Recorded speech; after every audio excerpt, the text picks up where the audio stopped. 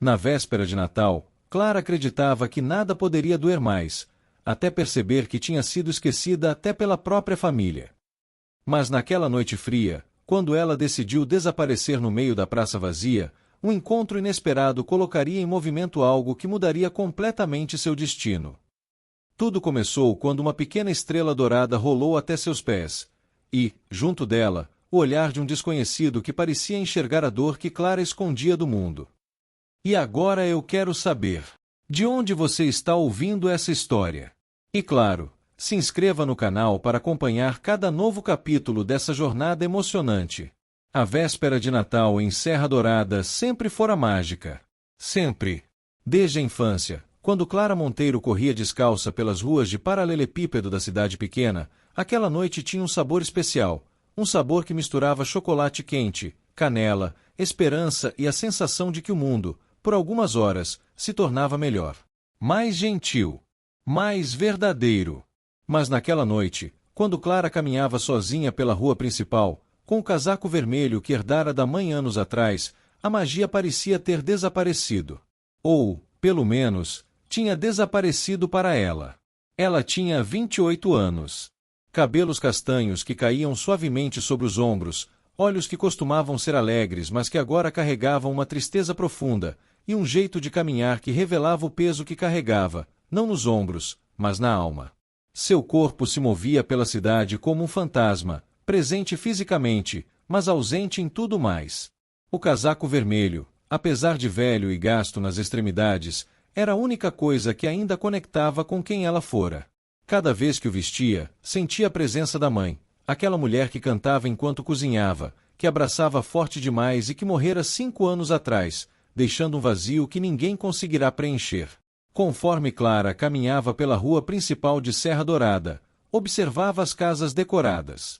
Cada uma delas era um pequeno mundo de luz e calor. Nas janelas, velas acesas. Nas portas, guirlandas feitas à mão. Nos quintais, presépio iluminados com figuras de barro que brilhavam sob lâmpadas amarelas. E em cada uma dessas casas, havia famílias. Famílias que riam, que conversavam, que se preparavam para a ceia. Famílias que tinham mesas fartas, com arroz com amêndoas, rabanada, panetone, vinho tinto, frutas cristalizadas. Famílias que se abraçavam, que trocavam presentes, que compartilhavam aquele momento sagrado que era o Natal. Mas Clara não tinha família. Pelo menos não naquela noite. Ou melhor, tinha, mas tinha escolhido estar longe. Ou talvez tivesse sido escolhida para estar longe. A verdade era complicada, como quase sempre é. Tudo começara meses antes, numa discussão que parecia simples mas que se revelou profunda demais para ser consertada com um desculpa rápido. Sua irmã mais velha, Marcela, sempre fora a filha perfeita, a que seguiu o caminho esperado, que casou cedo, que teve filhos, que cuidava da casa da família com dedicação quase religiosa. E Clara, bem, Clara sempre fora a filha complicada. A que questionava, a que sonhava alto demais, a que não se encaixava perfeitamente no molde que a família queria que ela preenchesse.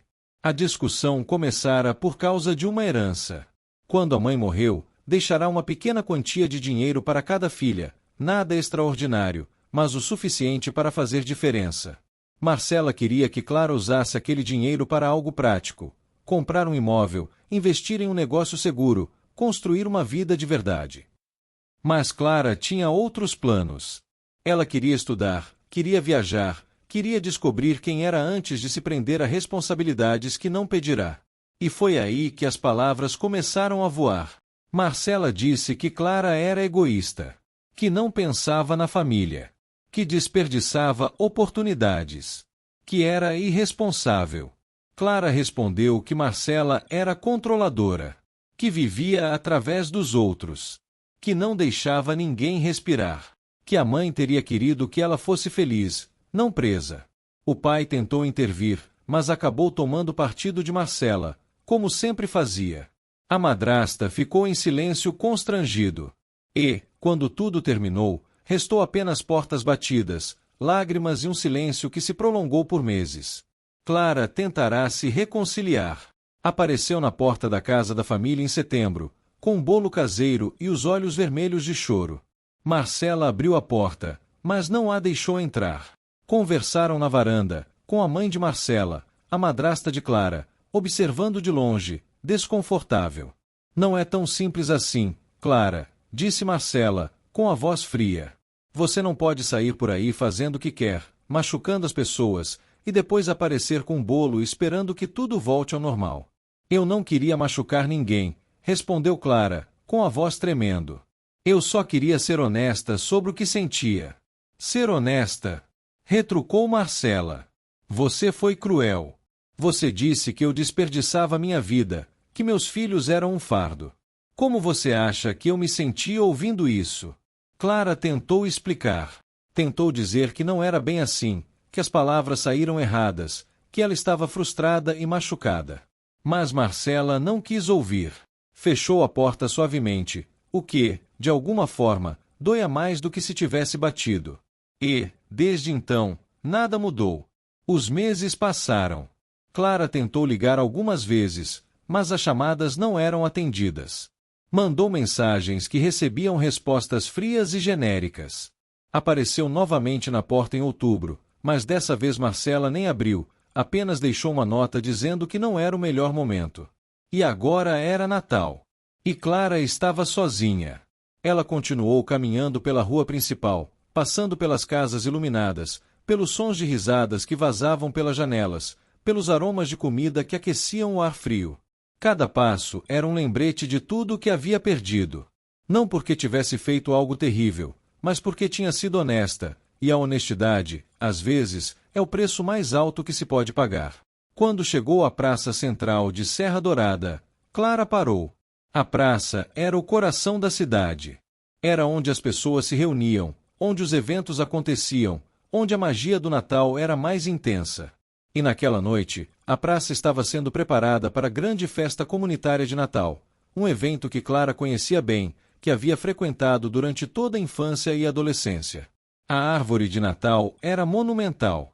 Tinha pelo menos 8 metros de altura, coberta por fios de luzes douradas que piscavam num ritmo suave e hipnotizante. Bolas vermelhas, azuis e prateadas pendiam dos galhos, refletindo a luz de forma que parecia que a árvore inteira brilhava de dentro para fora. No topo, uma estrela grande feita de metal dourado capturava a luz e a devolvida para o céu, como se quisesse conversar com as estrelas reais. Ao redor da árvore, havia bancos de madeira pintados de branco, decorados com fitas vermelhas. Havia um coreto pequeno onde, Clara sabia, o coral infantil da cidade cantaria mais tarde. Havia mesas sendo preparadas para distribuição de comida, rabanada, bolo de fubá, broinhas, vinho quente. Havia voluntários correndo de um lado para o outro, ajustando enfeites, testando microfones, pendurado luzes adicionais. E havia vida. Muita vida. Crianças corriam entre as caixas de decoração, rindo, brincando, com aquela inocência que só a infância tem. Casais caminhavam de mãos dadas, observando os preparativos com expressões de contentamento. Famílias inteiras se organizavam para ajudar, conversando, rindo, compartilhando aquele momento que era claramente importante para todos. E Clara observava tudo aquilo de fora. Como sempre. Ela se aproximou lentamente da árvore, mantendo uma distância segura dos voluntários. Não queria incomodar ninguém. Não queria parecer uma intrusa. Apenas queria estar perto daquela luz, daquela magia, mesmo que fosse apenas como observadora. Enquanto contemplava a árvore, Clara respirou fundo. O ar frio entrou em seus pulmões, carregando o aroma de canela, chocolate quente e aquele cheiro indefinível que era exclusivamente do Natal. Fechou os olhos por um instante e tentou se conectar com aquela sensação de que, em algum lugar do universo, ainda havia magia. Mas quando abriu os olhos novamente, tudo o que viu foi a sua própria solidão refletida nas luzes da árvore. Foi então que algo inesperado aconteceu. Um homem alto, de ombros largos e cabelos escuros que caíam suavemente sobre a testa, corria atrás de uma caixa grande que ameaçava cair. Ele vestia um suéter verde escuro que combinava perfeitamente com seus olhos. Olhos que, mesmo de longe, transmitiam uma sensação de calma e segurança. Quando a caixa quase escapou de suas mãos, ele a ajustou rapidamente, rindo de si mesmo por quase deixá-la cair. E foi nesse exato momento que uma pequena estrela dourada, um enfeite delicado, feito com papel metalizado, se desprendeu da caixa e começou a rolar pelo chão em direção a Clara. Ela a viu vindo. A estrela rolava lentamente, como se tivesse toda a eternidade do mundo. E Clara, movida por um instinto que nem ela mesma compreendia, se abaixou e a pegou delicadamente. A estrela era leve, quase como se fosse feita de ar. Quando Clara segurou na palma da mão, sentiu algo estranho, como se aquele pequeno objeto carregasse um significado que ia além de sua materialidade. Foi então que o homem chegou até ela. Ele estava respirando um pouco acelerado, mas seu sorriso era tão genuíno, tão caloroso, que parecia iluminar o próprio entorno. Havia algo nele que transmitia uma paz que Clara não sentia há muito tempo, como se ele carregasse consigo uma certeza de que tudo, de alguma forma, daria certo. Essa estrela tem vida própria, disse ele, ainda recuperando o fôlego. Ela sempre tenta fugir. Dessa vez quase conseguiu. Clara sorriu apesar de si mesma. Acho que ela estava cansada de ficar na caixa, respondeu, com uma leveza que a surpreendeu. Queria conhecer o mundo. O homem riu, um riso genuíno que ecoou pela praça. Você tem razão. Acho que toda estrela merecia ter essa chance, disse ele, estendendo a mão para pegar o enfeite. Sou Mateus Carvalho, por sinal. Ajudo a organizar essa festa todo ano. E você? Não me lembro de ter visto você por aqui antes. Clara entregou a estrela com cuidado. Sou Clara. Clara Monteiro, respondeu. E eu sou daqui. Nasci e cresci em Serra Dourada. Mateus inclinou a cabeça, observando-a com uma atenção que era quase desconfortável, não porque fosse invasiva, mas porque parecia genuína. Como se ele realmente estivesse tentando enxergá-la, não apenas olhá-la. Entendi, disse ele, suavizando o sorriso. Às vezes a gente cresce num lugar e, mesmo assim, se sente visitante. Como se nunca tivesse realmente pertencido. Aquelas palavras atravessaram Clara como uma flecha silenciosa. Como ele sabia? Como era possível que um desconhecido enxergasse tão profundamente dentro dela? É exatamente assim, murmurou Clara, desviando o olhar para a árvore. Mateus não insistiu em mais perguntas.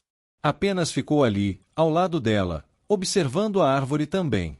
Havia algo confortável naquele silêncio. Não era aquele silêncio pesado que Clara conhecia, mas um silêncio leve, respeitoso, que parecia dizer, eu estou aqui, se você precisar. Você gostaria de ajudar? Perguntou ele, finalmente. Estamos nos últimos detalhes da decoração, e sempre falta uma mão extra. Além disso, fez uma pausa, sorrindo. Alguém que consegue pegar uma estrela fugitiva com tanta graça deve ter jeito para essas coisas. Clara pensou em recusar. Pensou em continuar vagando sozinha pela cidade, como vinha fazendo há dias. Pensou em voltar para o pequeno apartamento que alugava nos arredores, onde não havia árvore de Natal, não havia comida especial, não havia nada além de silêncio e solidão. Mas então olhou para o rosto de Mateus, para aquele sorriso genuíno, para aqueles olhos que pareciam realmente interessados em sua resposta, e sentiu algo dentro dela sussurrar, fica. Posso ajudar, sim, respondeu Clara, com uma voz mais firme do que esperava. O sorriso de Mateus se ampliou. Ótimo! Então vem comigo. Aqui ninguém trabalha sozinho. E, naquele instante, Clara sentiu que talvez, só talvez, aquela noite fosse diferente. Conforme caminhavam em direção ao coreto, Mateus apresentava Clara aos outros voluntários. Havia Dona Rita, uma senhora de cabelos brancos e sorriso acolhedor, que logo ofereceu um café quente. Havia João, um rapaz jovem que trabalhava na prefeitura. Havia a família Silva, que vinha ajudando na festa há mais de 10 anos. Havia crianças correndo, rindo, trazendo alegria com sua simples presença. E, para surpresa de Clara, todos a receberam como se ela já fizesse parte daquele grupo há anos. Ninguém perguntou por que ela estava sozinha. Ninguém fez comentários sobre sua solidão. Apenas a incluíram. Naturalmente. Como se fosse óbvio que ela pertencia ali. Mateus colocou um laço vermelho grande nas mãos de Clara. Você pode ajudar a decorar essa coluna? Perguntou. Precisa ficar bonito, mas não perfeito. Perfeito é chato. Bonito é o que importa. Clara começou a trabalhar, prendendo o laço com cuidado, ajustando-o para que ficasse simétrico. Enquanto fazia isso, conversava com Dona Rita, que contava histórias sobre natais anteriores na cidade. Histórias de pessoas que se encontraram naquela praça, de famílias que se reconciliaram, de momentos que mudaram vidas. O Natal tem um jeito danado de abrir portas, dizia Dona Rita, enquanto ajudava Clara. Portas que a gente nem sabia que existiam. Portas para o passado, para o futuro, para o coração. Clara ouvia e tentava não pensar em Marcela. Tentava não pensar na mãe. Tentava não pensar em tudo que havia perdido. Mas era difícil. Especialmente quando a música de fundo começou a tocar Noite Feliz. Aquela era a música que a mãe cantava. Aquela era a música que definia o Natal para Clara, não porque fosse bonita, embora fosse, mas porque carregava consigo toda uma vida de memórias. Memórias de uma mãe que não estava mais ali. Memórias de uma família que já não existia. Memórias de um tempo em que Clara acreditava que tudo duraria para sempre. Ela sentiu os olhos ficarem marejados. Tentou disfarçar, fingindo que estava concentrada no laço. Mas o corpo não obedecia. O peito apertava. A respiração ficava pesada. As lágrimas ameaçavam transbordar. Foi então que Mateus se aproximou novamente. Ele não disse nada. Apenas ficou ao lado dela, observando o laço que ela estava prendendo. E, de alguma forma, aquela presença silenciosa foi mais reconfortante do que qualquer palavra poderia ser. Essa música mexe comigo também, disse ele, finalmente, ainda observando o laço. Minha mãe costumava cantar ela enquanto cozinhava. Agora, toda vez que a ouço, é como se ela estivesse aqui. Clara virou para olhá-lo. Sua mãe, ela ainda está viva? Perguntou. Está, respondeu Mateus. Mas fica cada vez mais difícil vê-la. Ela mora em outra cidade, com meu irmão. E eu fico aqui, trabalhando, tentando fazer diferença. Às vezes me pergunto se estou fazendo a coisa certa. Havia uma vulnerabilidade naquelas palavras que tocou Clara profundamente. Você está, disse ela, com certeza. Olha ao redor. Você está fazendo diferença. Você está salvando pessoas. Mateus a olhou. Você acha? Tenho certeza, respondeu Clara. E era verdade. Porque, naquele instante, enquanto observava Mateus, aquele homem que ela tinha conhecido apenas horas atrás, Clara percebeu que ele estava salvando ela também. Não com palavras grandiosas ou gestos dramáticos, mas simplesmente estando presente. Simplesmente a incluindo. Simplesmente a fazendo sentir que, talvez, ela ainda merecesse pertencer a algum lugar. Conforme a noite avançava, a praça se transformava. As luzes ficavam mais brilhantes conforme o céu escurecia. A música continuava tocando. Mais voluntários chegavam. As mesas eram finalizadas. Os enfeites eram posicionados. E Clara, que horas antes caminhava sozinha pela cidade, agora estava rodeada de pessoas, trabalhando, rindo, compartilhando aquele momento. E, pela primeira vez em muito tempo, ela não se sentia invisível. Quando finalmente as luzes foram todas acesas e a praça ficou completamente iluminada, houve um momento de silêncio. Todos os voluntários pararam para observar o resultado de seu trabalho.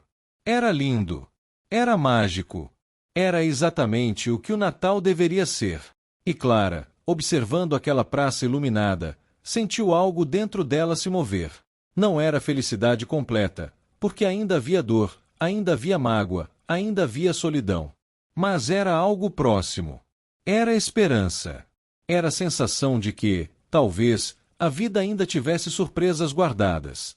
Mateus se aproximou dela, com 2 copos de chocolate quente nas mãos. Para você, disse, oferecendo um dos copos. Clara pegou e respirou fundo, deixando o aroma quente invadir seus pulmões. Obrigada, murmurou. Por tudo. Por me incluir. Por estar aqui. Mateus sorriu. Você merecia estar aqui desde o começo, Clara. Às vezes a gente só precisa de alguém que nos lembre disso. E foi naquele exato instante, enquanto Clara bebia o chocolate quente e observava a praça iluminada ao lado de um homem que havia conhecido apenas horas atrás, que ela sentiu que algo fundamental tinha mudado. Algo dentro dela tinha acordado. E aquela noite, que começara com solidão e dor, estava se transformando em algo completamente diferente. A festa comunitária ainda não tinha começado. Mas, para Clara, ela já tinha começado. E tudo estava mudando. A noite avançava lentamente sobre Serra Dourada, e a praça parecia ganhar vida própria conforme os últimos preparativos da festa comunitária se aproximavam do fim. O som dos passos apressados dos voluntários ecoava entre as luzes coloridas refletidas no chão ainda úmido do sereno noturno. Pequenas crianças corriam entre os bancos e as caixas de decoração, carregando enfeites como se fossem tesouros antigos, enquanto adultos ajustavam microfones com improvisos desafinados que faziam todos rirem daquele jeito descontraído que só o Natal consegue proporcionar. Clara observava tudo aquilo ainda com certa distância interna, mesmo estando fisicamente envolvida nos preparativos. Era como se estivesse se permitindo entrar devagar em uma atmosfera que não reconhecia mais como sua, como se caminhasse em terreno que conhecia, mas que tinha mudado enquanto ela estava longe. Cada sorriso que recebia dos voluntários parecia querer curar alguma rachadura dentro dela, alguma ferida que ela carregava há meses. Mas essas feridas tinham sido acumuladas por tanto tempo, tinham raízes tão profundas, que ela ainda não sabia se conseguia confiar na ideia de ser acolhida novamente. Mateus continuava circulando pela praça, sempre em movimento, sempre atento, sempre com aquela leveza quase inacreditável para alguém que obviamente carregava várias responsabilidades naquela noite. Seu jeito simples de lidar com as pessoas, seu olhar que parecia realmente interessado em cada detalhe, seu sorriso que aparecia com naturalidade, tudo nele emanava uma sensação de segurança que Clara não lembrava de sentir fazia muito tempo. Nem mesmo na própria casa, antes das brigas, antes dos silêncios que se prolongaram como feridas abertas, antes de tudo desabar. Enquanto Clara trabalhava ao lado de Dona Rita, que falava sobre a festa com o entusiasmo de quem repete o ritual há décadas, a senhora compartilhava histórias que pareciam saídas de um livro de memórias. Essa festa salva a cidade todo ano, minha filha, dizia Dona Rita, enquanto enrolava pisca-piscas com as mãos que tremiam levemente pela idade. Tem gente que passa por tanta coisa durante o ano, tanta dor, tanta luta, tanta solidão. Mas chega aqui, vê essa luz toda, essa união, e o coração dá uma amolecida. É como se o Natal dissesse: você não está sozinho. Nunca esteve. Clara sorriu com educação, mas as palavras penetraram fundo. Eu realmente não sabia que era tão importante assim, respondeu, observando o pisca-pisca brilhar entre os dedos de Dona Rita. Ah, minha querida, suspirou a senhora, parando por um momento para olhar para Clara com olhos que carregavam toda a sabedoria de uma vida inteira. O Natal toca a gente onde dói e onde cura ao mesmo tempo. Essa data tem um jeito danado de mostrar caminhos que estavam aí o tempo todo e a gente não via. Caminhos de volta para casa, de volta para a gente mesmo. Aquelas palavras pareciam simples, mas mexeram com Clara de um jeito que ela não esperava. O onde dói e onde cura grudou nela por dentro, como uma verdade que ela sempre soubera mas nunca tinha conseguido nomear. Porque, de um jeito estranho e assustador, parecia que aquela noite estava fazendo exatamente isso, tocando ao mesmo tempo nas partes doloridas e nas partes esquecidas, nas feridas abertas e nos sonhos adormecidos. Enquanto prendia um laço vermelho numa coluna do coreto, um trabalho simples mas que exigia atenção e cuidado, Clara olhou para a árvore novamente. As luzes piscavam num ritmo suave e hipnotizante, como uma respiração lenta e profunda, como o coração de alguém que dorme em paz. Ela sentiu uma pontada no peito, não exatamente de dor aguda, mas de memória. De lembrança. De nostalgia. Lembrou da irmã, Marcela, sempre disputando com ela quem colocava mais rápido os enfeites na árvore quando eram crianças. Lembrou de como Marcela era competitiva, como queria sempre vencer, como depois riam juntas quando percebiam que tinham bagunçado tudo. Lembrou do pai, que fingia impaciência com aquele caos natalino mas que sempre se emocionava com o resultado final, com aquela árvore que era feia e bonita ao mesmo tempo, imperfeita e perfeita. Lembrou de uma versão de sua família que parecia muito distante agora, quase como se tivesse pertencido a outra vida, a outra Clara, aquela que ainda acreditava que as coisas duravam para sempre.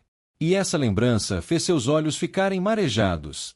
Ela piscou algumas vezes, tentando afastar aquilo. Não queria chorar ali, na frente de todos. Não queria parecer frágil ou quebrada. Não queria ser aquela pessoa que estraga a festa com sua tristeza. E, no entanto, uma parte de si sussurrava que talvez não fosse tão errado assim mostrar quem era de verdade naquela noite tão simbólica, naquela noite que parecia estar abrindo portas que ela tinha fechado com chave. Foi então que Mateus se aproximou novamente, limpando as mãos na calça jeans com um gesto distraído e natural. "E aí, como está indo?" perguntou, olhando para a coluna decorada com atenção genuína. "Você tem realmente jeito para isso.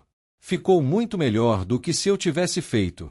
Eu sempre faço tudo muito simétrico, muito perfeito.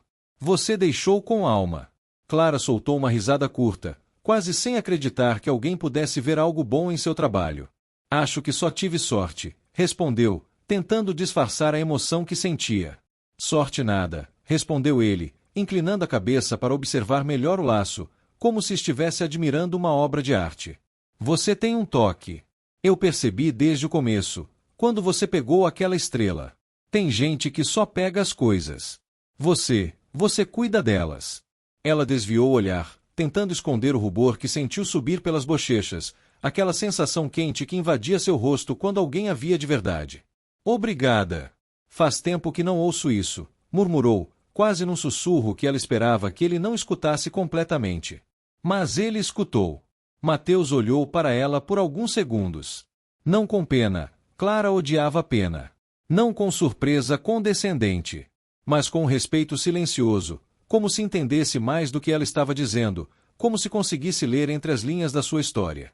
"Às vezes, Clara", disse ele, com a voz firme e suave ao mesmo tempo, como quem fala algo que sabe ser verdade, "o mundo em volta da gente fala tão alto que a gente esquece de ouvir a própria voz. E aí começa a pensar que não é bom o bastante. Que não merece. Que deveria ser diferente. Mas isso não faz sentido nenhum. Você é extremamente capaz. Só está machucada. E machucado não é o mesmo que quebrado." Clara sentiu o peito apertar de um jeito que era quase doloroso. Ele falava com tanta naturalidade sobre coisas que ela tentava esconder até de si mesma que era quase desconfortável, mas ao mesmo tempo, reconfortante. Como se alguém finalmente tivesse dado nome ao que ela sentia há meses. Ela respirou fundo para não tremer. "Você fala como se me conhecesse há anos", murmurou, desviando os olhos para o chão, para as luzes refletidas no asfalto.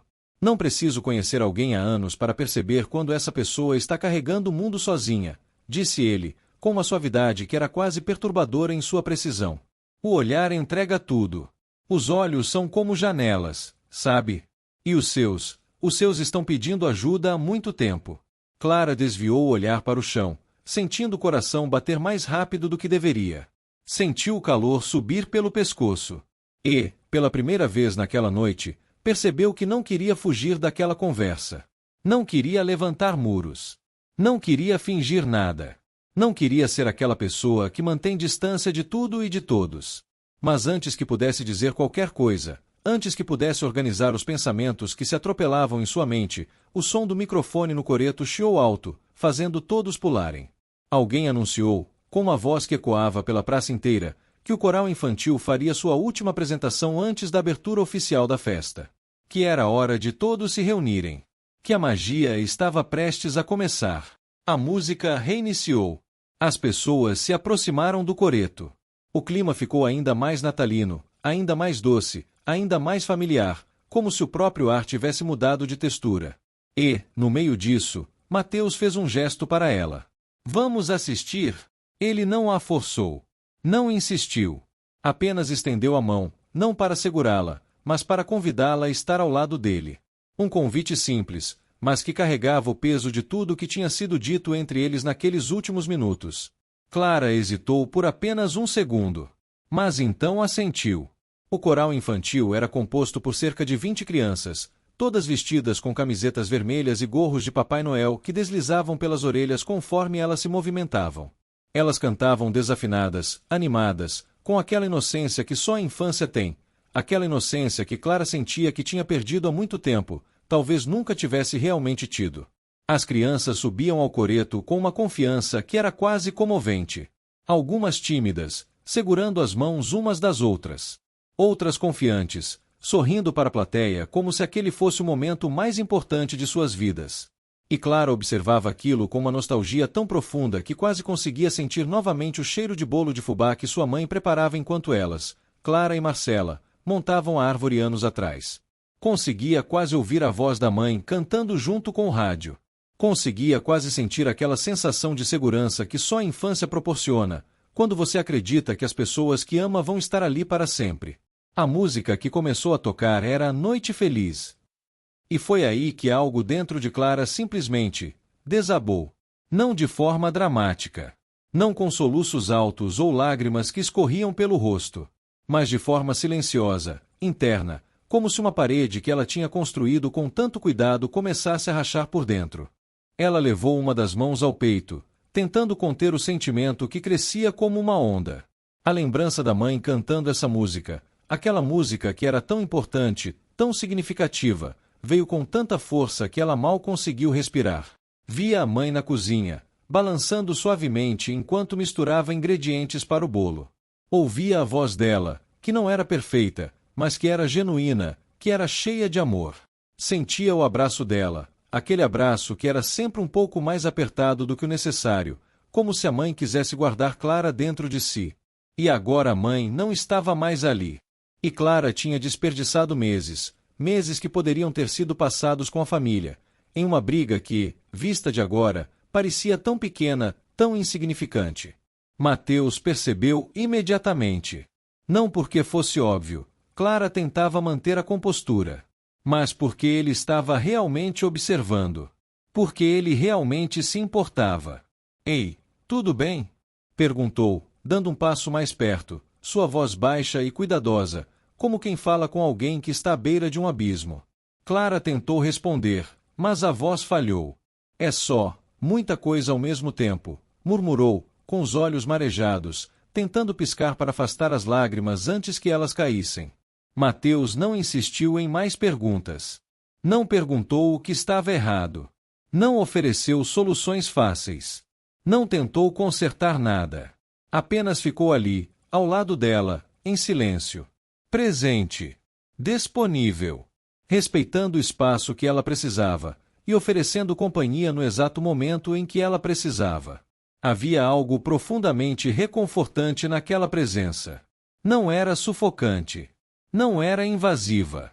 Era apenas real. Quando a música terminou, as palmas ecoaram pela praça. E Clara finalmente respirou fundo, como quem tenta reorganizar tudo dentro do peito. Como quem tenta colocar as peças de um quebra-cabeça que não tem mais certeza de como montar. Obrigada por isso, disse ela, ainda com a voz baixa, ainda com os olhos um pouco vermelhos. Por ficar? Perguntou ele, com um sorriso suave. Por não perguntar muito, respondeu. Às vezes é só isso que a gente precisa. De alguém que fique sem exigir explicações. De alguém que apenas entenda. Mateus sorriu, um sorriso que era quase triste, como se ele também carregasse seus próprios pesos. A gente sempre pode escolher ser o peso ou o apoio de alguém, disse ele, com uma sabedoria que parecia vir de experiência. E eu prefiro ser apoio. Sempre preferi. E foi nesse exato momento, nesse instante preciso em que Clara finalmente sentiu que poderia se permitir confiar um pouco, que poderia baixar as defesas, que poderia deixar alguém entrar, que algo completamente inesperado aconteceu. Um som de alerta ecoou pela praça. Não era música. Não era o som de crianças rindo. Não era o som da festa. Era o toque de um celular. O de Mateus. Ele atendeu com um alô tranquilo, mas sua expressão mudou imediatamente. Foi como assistir uma luz se apagar por dentro. Como ver alguém que estava em paz de repente ser invadido por uma preocupação que o consumia. Ele se levantou um pouco demais, como se o corpo tivesse reagido antes da mente conseguisse processar o que estava ouvindo. Claro. Estou indo agora, disse rapidamente, sua voz perdendo aquela calma que tinha demonstrado até então. Clara, ainda tentando compreender o que estava acontecendo, observou o semblante dele perder toda a tranquilidade que tinha construído ao longo da noite. Mateus? Perguntou, dando um passo na direção dele, sua voz carregada de preocupação. Aconteceu alguma coisa. Ele inspirou fundo, com a voz embargada, com os olhos que piscavam rápido demais, como se estivesse processando informações demais ao mesmo tempo. Minha mãe, Clara. Ela acabou de ser levada para o hospital. Parece que desmaiou. Ela estava em casa, sozinha, e a vizinha a encontrou caída no chão. Eu preciso ir agora. Eu preciso estar lá. O mundo ao redor deles ficou mais silencioso, como se a praça inteira tivesse segurado a respiração. Como se o universo tivesse pausado por um instante. Clara sentiu o coração acelerar. Não era sua mãe. Não era sua dor. Mas havia algo na forma como Mateus falava, aquela urgência, aquela preocupação, aquele medo que transbordava, que fez Clara se conectar com ele de uma forma que ela não esperava. Porque ela conhecia aquele medo. Ela conhecia aquela sensação de estar longe de alguém que ama enquanto essa pessoa está em perigo. Ela conhecia aquela culpa que vinha junto, aquela sensação de que deveria ter estado lá, deveria ter feito algo diferente. Posso fazer algo? Perguntou ela, com a voz quase trêmula, quase implorante. Mateus balançou a cabeça rapidamente, como quem está em pânico. Não quero te atrapalhar. Você já ajudou muito. Eu dou um jeito. Vou chamar um táxi. Vou encontrar um jeito de chegar lá. Mas foi aí que Clara, movida por algo que nem ela mesma compreendia, algo que vinha de um lugar profundo dentro dela, algo que tinha a ver com redenção, com segundas chances, com a possibilidade de fazer diferença, estendeu o braço e tocou no antebraço dele com firmeza inesperada. Você não vai sozinho, disse, com uma certeza que surpreendeu até a si mesma. Eu vou com você. Agora. Sem discussão. Mateus a olhou como se não tivesse certeza se deveria aceitar. Como se estivesse dividido entre a urgência de estar com a mãe e o medo de carregar alguém para dentro de sua dor. Como se não quisesse envolvê-la naquilo que poderia ser uma situação difícil. Mas então, vendo a sinceridade no olhar dela, aquela sinceridade que não era fingida, que era real, que vinha do coração, deixou os ombros relaxarem por um instante. E concordou. Obrigado, Clara, disse ele, com emoção verdadeira que fez sua voz tremer. De verdade. Não sei o que faria sem alguém agora. E assim, enquanto a praça permanecia iluminada, viva, festiva e cheia de música, enquanto as crianças continuavam rindo e as famílias continuavam se abraçando, Clara e Mateus se afastaram lentamente, carregados por um novo rumo que nenhum dos dois havia previsto. Um rumo que mudaria o Natal.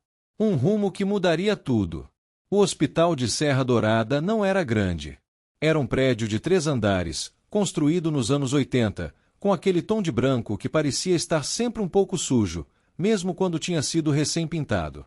As luzes fluorescentes dos corredores criavam uma atmosfera que era o oposto exato da praça iluminada que Clara e Mateus tinham deixado para trás. Aqui não havia magia. Aqui havia apenas a realidade crua da vida, a realidade de que as pessoas adoecem, de que os corpos falham, de que ninguém está realmente seguro. Mateus entrou correndo, com Clara logo atrás dele, ambos ainda carregando aquela sensação de urgência que vinha do celular. A recepcionista, uma mulher de meia idade com expressão cansada, apontou para o elevador sem nem olhar para eles, como se já estivesse acostumada com pessoas correndo, com famílias desesperadas, com histórias de emergência. No 3º andar, a enfermeira informou que a mãe de Mateus, Dona Fernanda, estava sendo examinada. Que tinha desmaiado em casa, que a vizinha a encontrara, que tinha sido uma queda de pressão, mas que agora estava acordada e estável. Mateus respirou fundo, um alívio visível percorrendo seu corpo. Mas não era um alívio completo. Era o alívio de quem descobre que a situação não é tão ruim quanto poderia ter sido, mas que ainda assim é ruim. Quando finalmente conseguiram entrar no quarto, Clara viu uma mulher que tinha os mesmos olhos que Mateus. Os mesmos olhos calmos, mas que agora carregavam preocupação. Dona Fernanda estava deitada na cama do hospital, com um soro no braço e aquela expressão que só quem passou por um susto consegue ter. Mateus correu para o lado da cama e pegou na mão da mãe com cuidado, como se ela fosse feita de vidro. Mãe, murmurou, com a voz quebrando. Você me assustou. Dona Fernanda sorriu fracamente. Eu estou bem, filho. Foi só um susto. A pressão caiu, mas já está controlada. Os médicos dizem que é só cansaço, estresse. Nada de grave. Mas havia algo nos olhos dela que dizia mais do que as palavras. Havia cansaço. Havia medo. Havia aquela sensação que vem quando você percebe que não é tão jovem quanto costumava ser, que o corpo não responde mais da mesma forma. Clara ficou na porta, tentando não invadir aquele momento privado. Mas Dona Fernanda a viu. Quem é essa moça? Perguntou, com curiosidade genuína. Mateus virou para Clara, como se tivesse esquecido que ela estava ali. Essa é Clara, respondeu. Ela estava ajudando na festa comunitária. Quando recebi a ligação, ela insistiu em vir comigo. Ela não me deixou vir sozinho.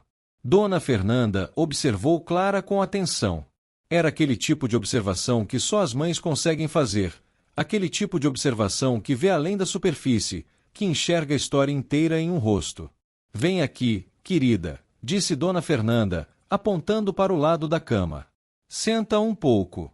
Clara se aproximou hesitantemente, sentando-se na cadeira que Mateus ofereceu. Obrigada por trazer meu filho, disse Dona Fernanda, pegando na mão de Clara com uma força surpreendente para alguém que tinha acabado de desmaiar. Ele não gosta de pedir ajuda. Sempre foi assim, desde criança. Sempre tentou carregar tudo sozinho. Clara olhou para Mateus, que desviou o olhar, um pouco envergonhado. Ele merecia ter alguém, respondeu Clara, com sinceridade. Ninguém deveria passar por isso sozinho. Dona Fernanda sorriu, um sorriso que era quase maternal, quase como se ela estivesse vendo algo em Clara que a própria Clara não conseguia enxergar. Você tem razão, disse a mãe de Mateus. E você parece ser alguém que também não gosta de pedir ajuda. Clara sentiu o coração apertar. Como era possível que uma mulher que tinha acabado de conhecer conseguisse ler tão profundamente dentro dela? Começou Clara, mas não sabia como continuar. Está tudo bem, disse Dona Fernanda, apertando sua mão. Às vezes a gente precisa de alguém que nos force a aceitar ajuda. Às vezes a gente precisa de alguém que diga, você não está sozinho. Naquele instante, Clara sentiu algo dentro dela se quebrar, mas de uma forma boa. De uma forma que era necessária. As horas passaram no hospital. Os médicos fizeram mais exames. Confirmaram que era apenas uma queda de pressão, que Dona Fernanda deveria descansar, que precisava reduzir o estresse. Recomendaram que ela não ficasse sozinha por alguns dias. Mateus ficou ao lado da mãe, conversando, segurando sua mão, oferecendo água, ajustando o travesseiro.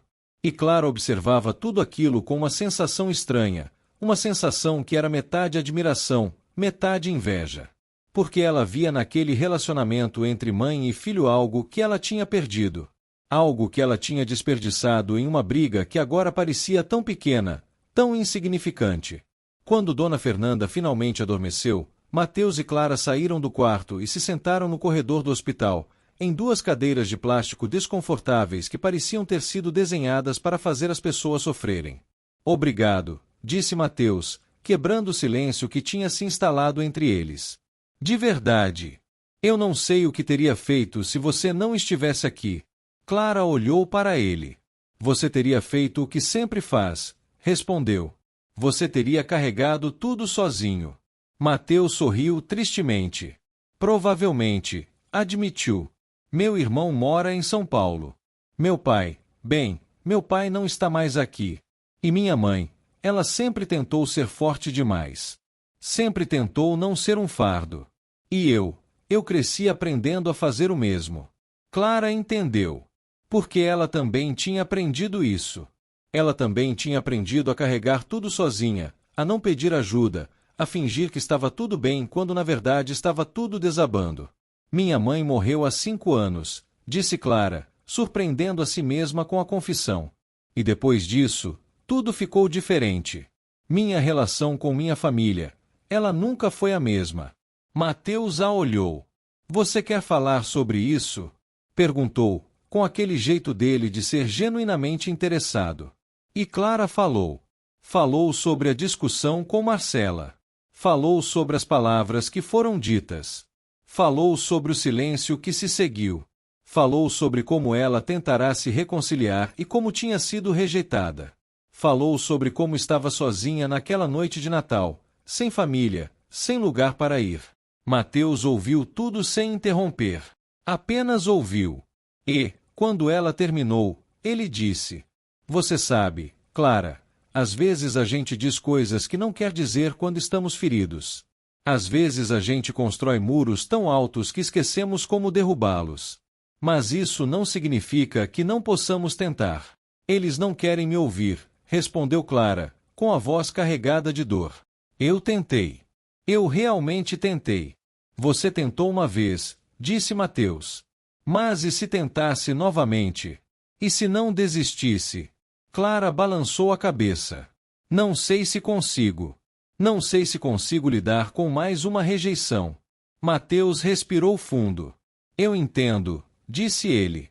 Mas sabe qual é a diferença entre estar sozinho por escolha e estar sozinho porque desistiu? A diferença é que uma opção você controla, e a outra, bem, a outra controla você. Aquelas palavras ficaram penduradas no ar entre eles.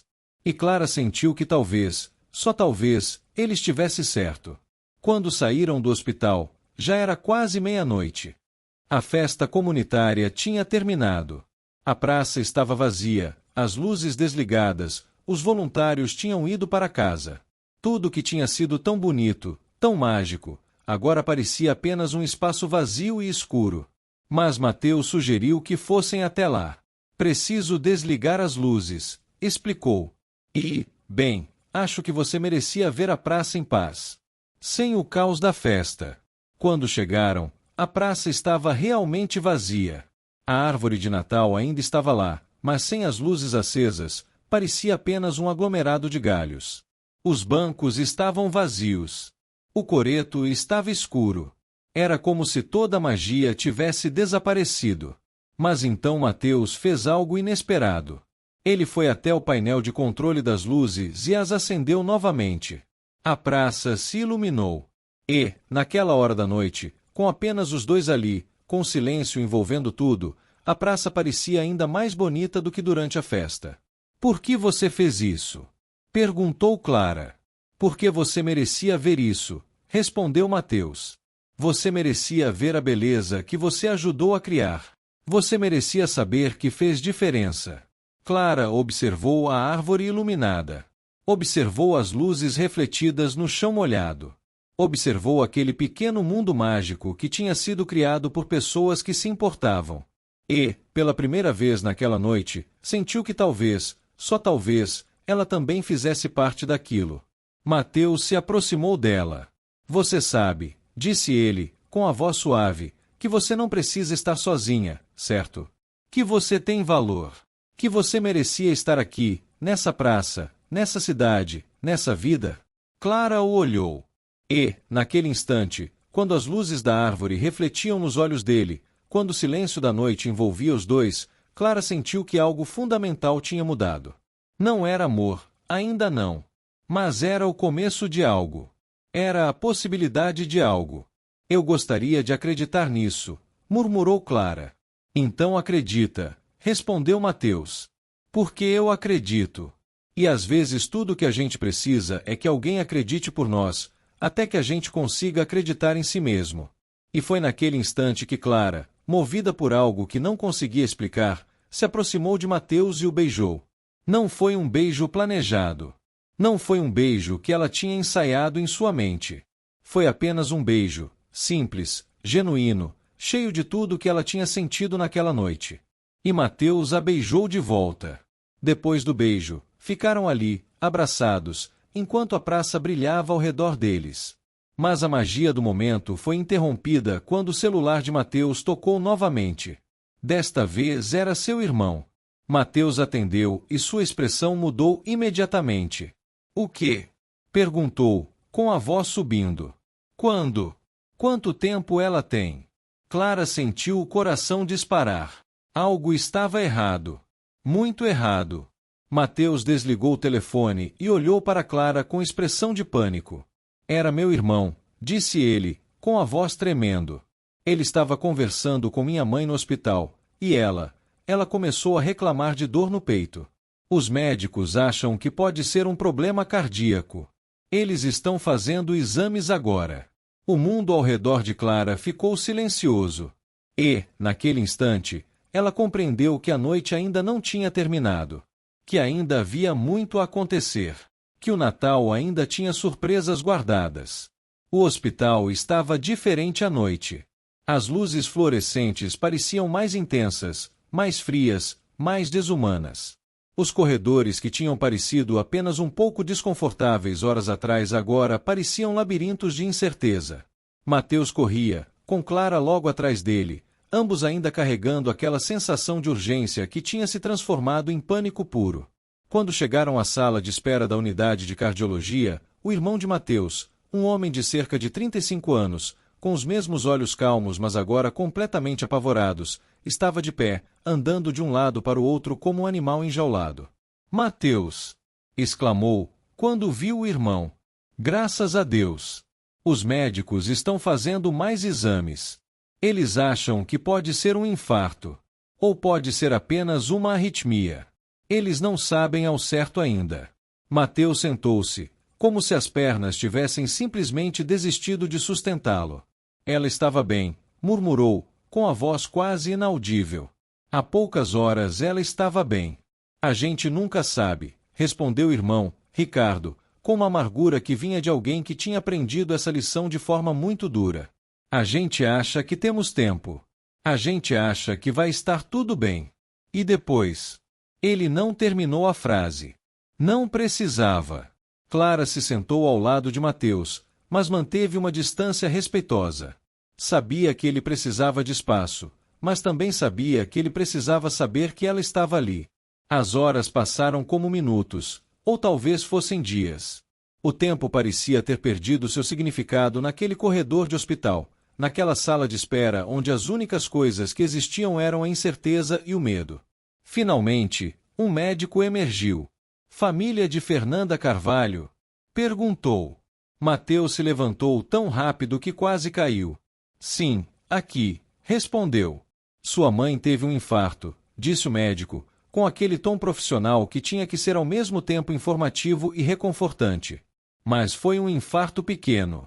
Conseguimos intervir a tempo. Ela está estável agora. Vai precisar ficar internada por alguns dias, fazer repouso, fazer uma cirurgia de angioplastia para desobstruir a artéria. Mas as chances de recuperação completa são boas." Mateus respirou fundo, um alívio tão profundo que quase o derrubou. "Posso vê-la?" perguntou. "Em alguns minutos", respondeu o médico. "Ela está sendo transferida para a UTI por precaução, mas você pode visitá-la em breve." Quando o médico se afastou, Mateus desabou na cadeira. E, pela primeira vez naquela noite, Clara o viu chorar. Não eram lágrimas silenciosas. Eram soluços profundos, genuínos, de alguém que tinha estado segurando tudo dentro de si por muito tempo. De alguém que tinha aprendido a carregar o peso do mundo sozinho e que finalmente tinha permissão para deixar aquele peso cair. Clara se aproximou e o abraçou. E Mateus se deixou abraçar. Quando finalmente puderam ver Dona Fernanda na UTI, ela estava dormindo. Havia tubos conectados a ela, máquinas piscando ao redor, aquela sensação de fragilidade que vinha quando você via alguém que você amava conectado a máquinas para manter-se vivo. Mateus se aproximou da cama e pegou na mão da mãe com cuidado extremo, como se ela fosse feita de vidro. "Mãe", murmurou, mesmo sabendo que ela não conseguia ouvi-lo. "Você não pode me deixar. Você ouve. Você não pode me deixar sozinho." Clara observava de longe, sentindo que estava invadindo um momento privado. Mas então Mateus virou para ela. "Vem aqui", disse, com a voz rouca de choro. "Você também é importante. Você também deveria estar aqui." Clara se aproximou hesitantemente. E Mateus a puxou para perto, mantendo uma mão na mão da mãe e a outra abraçando Clara. "Obrigado", murmurou, para ninguém em particular. "Obrigado por estar aqui. Obrigado por não me deixar sozinho." E, naquele instante, na UTI de um hospital, com uma mulher que tinha acabado de sofrer um infarto, Clara compreendeu algo fundamental, que a vida era frágil, que as pessoas que amamos podem desaparecer a qualquer momento, que o tempo não é infinito. E que, se você ama alguém, você não deveria desperdiçar um único dia com brigas que não importam. As horas da madrugada passaram lentamente. Ricardo foi para casa descansar. Mateus recusou dormir, insistindo em ficar acordado, observando a mãe, certificando-se de que ela continuava respirando. Clara também recusou ir embora, sentando-se em uma cadeira desconfortável ao lado dele, mantendo companhia no silêncio. Quando o amanhecer começou a aparecer pela janela da UTI, Mateus finalmente falou. Você sabe qual é a coisa mais estranha? Perguntou, ainda observando a mãe. Eu passei toda a minha vida tentando ser forte. Tentando não ser um fardo. Tentando não precisar de ninguém. E quando finalmente alguém oferece ajuda, quando finalmente alguém diz eu estou aqui, é como se tudo aquilo que eu construí desabasse. Clara ouviu em silêncio. Meu pai morreu quando eu tinha 16 anos, continuou Mateus. Infarto também. Rápido demais para fazer nada. E depois disso, eu jurei que nunca mais deixaria alguém que eu amava sozinho. Que eu seria forte o suficiente para proteger todos. Que eu não deixaria ninguém sofrer. Ele fez uma pausa. Mas você não pode proteger as pessoas de tudo, disse, com a voz quebrando. Você não pode impedir que elas fiquem doentes. Você não pode impedir que elas sofram. Você só pode estar ali. Você só pode amar. E às vezes, amar não é o suficiente. Clara pegou na mão dele. Às vezes amar é exatamente o suficiente, respondeu. Porque amar significa estar presente. Significa não deixar alguém sozinho. Significa dizer eu estou aqui quando tudo desaba. Mateus a olhou. Você está aqui, murmurou. Mesmo depois de tudo, você está aqui. Estou, confirmou Clara. E vou continuar aqui. E, naquele instante, Clara compreendeu que tinha tomado uma decisão. Uma decisão que tinha a ver com mais do que apenas Mateus. Uma decisão que tinha a ver com ela mesma, com quem ela queria ser, com que tipo de vida ela queria viver. Quando o sol finalmente nasceu completamente, Dona Fernanda acordou. Seus olhos se abriram lentamente, como se estivesse emergindo de um sono muito profundo. Quando viu Mateus ao seu lado, seu rosto se iluminou, mesmo com todos os tubos, mesmo com toda a fragilidade, aquele sorriso era genuíno. Filho, murmurou, com a voz fraca. Você ficou aqui a noite toda? Claro que fiquei, respondeu Mateus, pegando na mão dela. Onde mais eu estaria? Dona Fernanda olhou para Clara, que estava ao lado de Mateus. E você também ficou? Perguntou. Clara assentiu. Não poderia deixá-lo sozinho, respondeu. Dona Fernanda sorriu. Você é uma boa moça, disse, com aquele jeito de mãe que consegue ver tudo. Meu filho merecia ter alguém assim. Mateus ficou vermelho. Mãe, começou, mas Dona Fernanda apenas riu, um riso fraco, mas genuíno. Deixe eu descansar um pouco, disse ela, fechando os olhos. Mas vocês dois, vocês precisam sair daqui. Vocês precisam viver. Não fiquem aqui me observando. Vocês têm uma vida para viver. Mateus hesitou. Mãe, eu não vou deixar você sozinha. Você não está me deixando sozinha, respondeu Dona Fernanda, com firmeza. Os médicos estão aqui. As enfermeiras estão aqui. Eu estou bem. O que eu quero é que você viva. Que você seja feliz. Que você não desperdice tempo com medo. E, naquele instante, Clara viu Mateus compreender algo que ele tinha precisado ouvir há muito tempo, que amar alguém não significa sacrificar sua própria vida. Que estar presente não significa estar preso. Que às vezes a melhor coisa que você pode fazer por alguém que ama é viver plenamente. Quando saíram do hospital, o dia estava bonito. O sol brilhava, as ruas de Serra Dourada estavam movimentadas com pessoas fazendo compras de última hora para Natal. Havia aquela sensação de que a vida continuava, apesar de tudo. Mateus e Clara caminharam pela cidade em silêncio, processando tudo o que tinha acontecido. Você sabe, disse Mateus, finalmente, que você poderia ligar para sua família. Que você poderia tentar novamente. Clara parou de caminhar. Você acha que eles vão querer falar comigo? Perguntou. Não sei, Respondeu Mateus, honestamente. Mas sei que você vai se arrepender se não tentar. Porque a vida é curta demais para desperdiçar com brigas que não importam. Porque as pessoas que amamos podem desaparecer a qualquer momento. Porque você merecia ter sua família de volta. Clara sentiu o coração acelerado. A ideia de ligar para a família a apavorava. A ideia de ser rejeitada novamente era quase insuportável. Mas a ideia de passar o resto da vida sem tentar era pior ainda. Você vem comigo? Perguntou. Aonde você quiser, respondeu Mateus. Clara ligou para a casa da família do carro de Mateus. Atendeu o pai. Houve um silêncio quando ele ouviu a voz dela. Oi, pai, disse Clara, com a voz tremendo. Eu gostaria de falar com você. Com todos vocês. Eu gostaria de tentar novamente. Houve outro silêncio. E então o pai disse. Clara, sua irmã está aqui. Ela quer falar com você. Ela tem estado querendo falar com você há semanas. Clara sentiu as lágrimas caírem. De verdade? Perguntou. De verdade, confirmou o pai. Nós também queremos falar com você. Nós cometemos um erro em deixar isso tudo acontecer. Nós queremos que você volte para casa.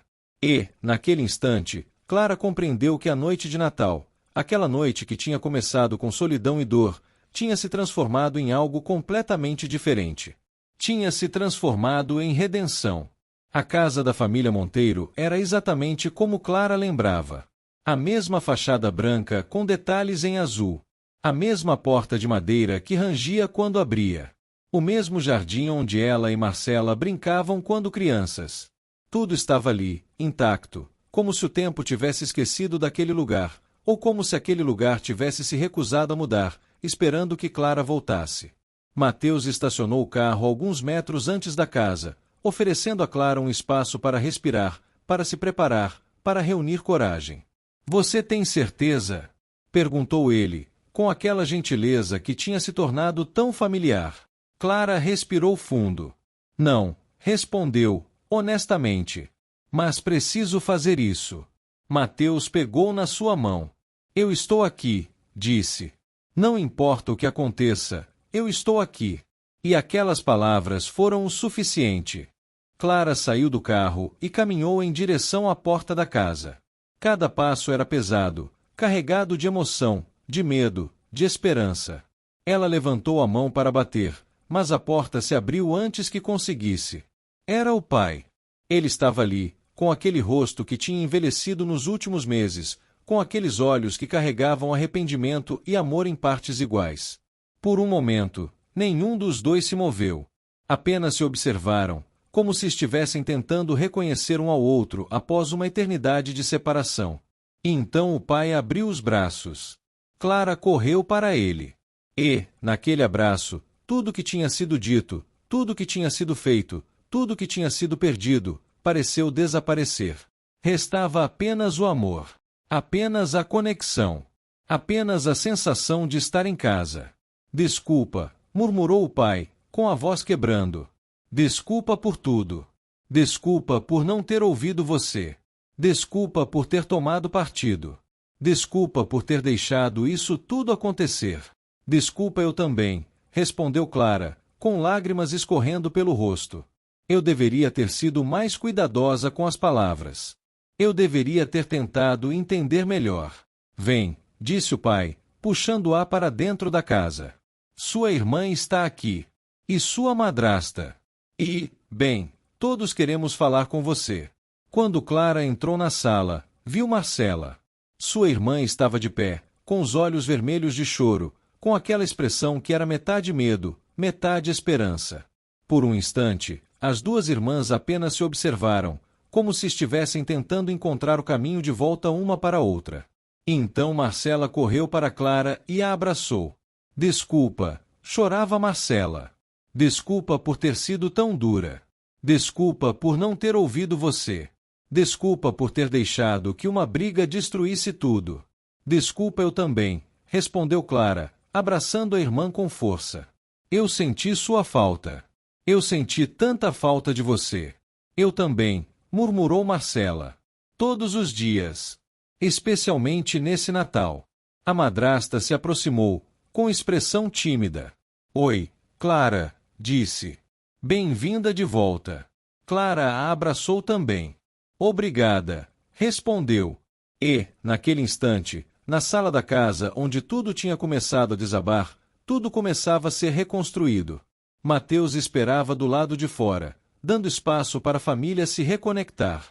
Mas, quando Clara finalmente saiu da casa, horas depois, ela o encontrou sentado no degrau da porta, observando o pôr do sol que pintava o céu de laranja e rosa. Como foi? Perguntou ele, quando Clara se sentou ao seu lado. Foi perfeito, respondeu Clara. Nós conversamos. Nós choramos. Nós rimos. Nós nos lembramos de por que nos amamos. E, bem, eles querem que eu passe o Natal com eles. Todos nós juntos. Mateus sorriu. Isso é maravilhoso, disse. Eles querem que você venha também, acrescentou Clara. Se você quiser. Se sua mãe estiver bem o suficiente. Mateus a olhou, surpreso. Você quer que eu vá? Perguntou. Quero, respondeu Clara, com certeza. Porque você é importante para mim. Você me salvou. Você me mostrou que eu merecia estar aqui, que eu merecia ser amada, que eu merecia ter um lugar. Mateus a beijou. E, naquele beijo, havia tudo o que tinha sido dito e tudo o que ainda seria dito. Havia promessas. Havia esperança. Havia a possibilidade de um futuro que, horas atrás, Clara não acreditava que fosse possível. A ceia de Natal naquela noite foi diferente de todas as outras. Não porque a comida fosse melhor, embora fosse deliciosa. Não porque a decoração fosse mais bonita, embora a casa estivesse linda. Mas porque havia algo que tinha estado faltando: a paz. A paz de estar junto com as pessoas que você ama. A paz de saber que foi perdoado. A paz de saber que você perdoou também. Clara observava ao redor da mesa, seu pai, sua irmã, sua madrasta, os filhos de Marcela e Mateus. Todos ali, compartilhando comida, compartilhando histórias, compartilhando aquele momento sagrado que era o Natal. E, em um momento de silêncio, quando todos estavam comendo, Marcela pegou na mão de Clara. Eu sinto muito, murmurou, para que apenas Clara ouvisse. Eu deveria ter ouvido você. Eu deveria ter entendido que você era diferente de mim, que você tinha sonhos diferentes, que isso não era errado. Clara apertou a mão da irmã. Eu também sinto muito, respondeu. Eu deveria ter sido mais respeitosa com suas escolhas. Eu deveria ter compreendido que você fazia o melhor que podia. Nós duas estávamos feridas, disse Marcela. E feridas fazem a gente fazer coisas que não queremos fazer. Mas agora estamos curadas, respondeu Clara. Ou, pelo menos, estamos no caminho de ficar. Marcela sorriu. Você conheceu alguém, observou, olhando para Mateus. Ele é bom? Clara olhou para Mateus, que estava conversando com o pai sobre futebol, completamente descontraído, como se já fizesse parte da família há anos.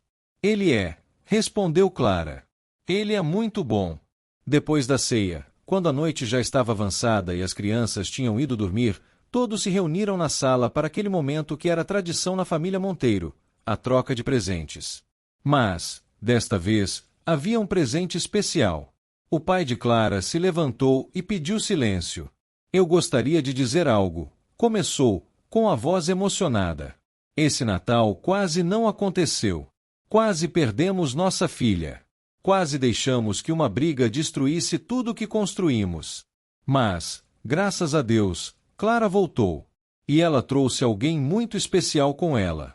Todos olharam para Mateus. Mateus, você não nos conhece há muito tempo, continuou o pai. Mas você cuidou da nossa filha quando ninguém mais estava aqui. Você a viu quando ela se sentia invisível. Você a amou quando ela não acreditava que merecia ser amada. Por isso, você é parte dessa família agora. Se quiser ser. Mateus ficou vermelho, emocionado. Obrigado, murmurou. Isso significa muito para mim. E então, o pai entregou um presente para Clara. Isso é da sua mãe, disse. Ela deixou isso para você abrir no Natal que você mais precisasse. Clara abriu o presente com as mãos tremendo. Era um diário. Um diário antigo, com a capa de couro gasto, com páginas amareladas pelo tempo. E, quando Clara abriu, viu a letra da mãe. Eram cartas. Cartas que a mãe tinha escrito para Clara, para serem abertas em momentos difíceis. Cartas que falavam sobre amor, sobre força, sobre como lidar com a solidão, sobre como encontrar seu caminho mesmo quando tudo parecia perdido. E, na primeira página, estava escrito: Para minha Clara querida. Se você está lendo isso, significa que está passando por um momento difícil. Significa que está se sentindo sozinha, que está se sentindo perdida, que está se sentindo como se não merecesse estar aqui. Mas deixe-me te dizer algo que é verdade absoluta. Você merece. Você merece estar aqui. Você merece ser amada. Você merece ser feliz. A vida é curta demais para desperdiçar com medo. A vida é curta demais para desperdiçar com brigas que não importam. A vida é curta demais para não dizer às pessoas que você ama quanto elas significam para você. Então, quando estiver lendo isso, eu quero que você faça algo para mim. Eu quero que você perdoe. Perdoe os outros. Mas, mais importante, perdoe a si mesma. Porque você é digna de amor. Você sempre foi. Com todo o meu amor. Sua mãe. Clara chorou. Chorou pelas palavras da mãe. Chorou porque a mãe tinha previsto que um dia ela precisaria daquelas palavras. Chorou porque, mesmo depois de morrer, a mãe ainda estava ali, guiando-a, amando-a, cuidando dela. Mateus a abraçou. E todos ao redor dela também a abraçaram. Mais tarde naquela noite, quando todos tinham ido dormir, Clara e Mateus ficaram na varanda da casa, observando o céu estrelado. Você sabe, disse Mateus, que essa noite mudou tudo para mim também. Clara o olhou. Como assim? Perguntou. Porque eu passei toda a minha vida tentando ser forte demais, respondeu. Tentando não precisar de ninguém. Tentando carregar tudo sozinho. E você me mostrou que não é fraqueza pedir ajuda. Que não é fraqueza deixar alguém entrar. Que não é fraqueza amar. Clara pegou na mão dele. Você me salvou, disse ela. Quando eu estava perdida, você me encontrou. Nós nos encontramos, corrigiu Mateus. E agora? Agora eu não quero estar longe de você. Agora eu quero estar aqui, ao seu lado, para sempre. E, naquele instante, sob as estrelas de uma noite de Natal que tinha começado com solidão e dor, Mateus pediu Clara em namoro. Não foi um pedido dramático. Não foi um pedido com anel ou joelhos. Foi apenas um pedido simples, genuíno, cheio de amor verdadeiro. E Clara disse sim. Nos dias que se seguiram, Dona Fernanda se recuperou bem. Os médicos disseram que ela teria uma vida longa e saudável, desde que cuidasse de si mesma. E Mateus, finalmente, aprendeu que amar alguém não significa sacrificar sua própria vida. Que estar presente não significa estar preso. Que às vezes a melhor coisa que você pode fazer por alguém que ama é viver plenamente. Clara voltou para a universidade, finalmente perseguindo aquele sonho que tinha deixado de lado. Mas agora tinha uma família ao seu lado, apoiando-a, acreditando nela. E Mateus, Mateus finalmente aprendeu que não precisava carregar o mundo sozinho. Que havia pessoas dispostas a ajudar. Que havia pessoas dispostas a amar. Um ano depois, Clara e Mateus se casaram. Não foi um casamento grande e extravagante. Foi um casamento simples, na praça de Serra Dourada, onde tudo tinha começado. A mesma árvore de Natal que tinha sido decorada naquela noite fatídica brilhava ao fundo, como se abençoasse a união. Dona Fernanda estava lá, saudável e radiante. Marcela era a madrinha. O pai de Clara caminhava com a filha até o altar, com lágrimas de felicidade escorrendo pelo rosto. E, quando Clara e Mateus trocaram os votos, não havia dúvida. Havia apenas certeza. Certeza de que tinham encontrado um ao outro. Certeza de que tinham se salvado mutuamente. Certeza de que aquela era apenas o começo de uma vida juntos. 5 anos depois, Clara estava na cozinha de sua casa, preparando a ceia de Natal. Ao seu lado, Mateus ajudava, cortando frutas, rindo de suas piadas fracas. E, no chão, brincando com blocos de brinquedo, estava sua filha, Sofia. Sim, Sofia, a mesma garotinha que tinha oferecido chocolate quente para Clara naquela primeira noite na praça. Que tinha dito que Mateus sorria diferente quando Clara estava perto. Que tinha, de alguma forma, ajudado a trazer os dois juntos. Agora, Sofia era filha de Clara e Mateus. E ela tinha os olhos calmos de Mateus e o sorriso caloroso de Clara. Enquanto preparavam a ceia, Marcela chegou com sua família. Dona Fernanda chegou logo depois, com um bolo caseiro que tinha preparado. O pai de Clara chegou com sua madrasta, ambos radiantes. E, quando todos se sentaram à mesa, Clara observou ao redor. Via a sua família. Via o homem que amava. Via a filha que tinham criado juntos. Via a vida que tinham construído, pedaço por pedaço, momento por momento. E compreendeu que aquela noite de Natal, aquela noite que tinha começado com solidão, com dor, com a sensação de estar esquecida, tinha sido o melhor presente que a vida poderia ter lhe dado. Porque tinha lhe ensinado que nunca é tarde demais para voltar para casa. Que nunca é tarde demais para pedir perdão. Que nunca é tarde demais para amar. Quando Mateus pegou na sua mão por baixo da mesa e sorriu para ela, Clara sorriu de volta. E, naquele instante, ela soube com certeza absoluta que tinha encontrado seu lugar. Não era um lugar geográfico. Era um lugar dentro de um coração. Era um lugar ao lado de alguém que a amava. Era um lugar onde ela era vista, valorizada, amada. Era casa. E, finalmente, Clara tinha voltado para casa. Obrigada por ficar até o final dessa história tão especial. Se essa noite de Natal tocou seu coração de alguma forma, não esqueça de se inscrever no canal. Isso ajuda demais a trazer mais histórias como essa.